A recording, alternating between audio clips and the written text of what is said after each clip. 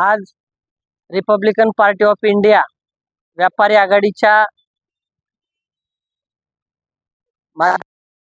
आमचे धीरजजी सकट साहेब यांची आज पश्चिम महाराष्ट्र अध्यक्ष म्हणून आज निवड करण्यात येत आहे।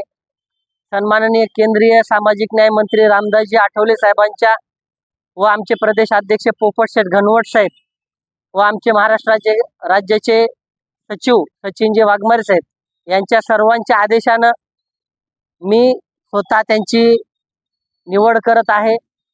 या ठिकाणी आमचे मातंग आघाडीचे आरपीआयचे मातंग आघाडीचे नेते उपाध्यक्ष संतोष भाऊ काशीद साहेब उपस्थित आहेत। त्यांच्या आमचे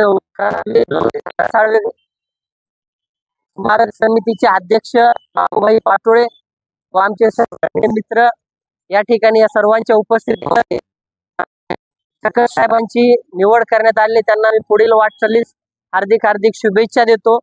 असं काम त्यांनी पूर्ण महाराष्ट्रामध्ये रिपब्लिकन पार्टी ऑफ इंडियाच्या माध्यमातून सर्वसामान्यांच्या न्याय हक्कासाठी व अन्यायाविरुद्ध लढा उभारण्यासाठी त्यांना एक पद दिलेलं आहे। त्यांनी त्या पदाला शोभेल असं काम करावं एवढेच मी त्यांच्याकडून अपेक्षा करतो आणि मी थांबतो। जय भीम, जय लोक, जय महाराष्ट्र।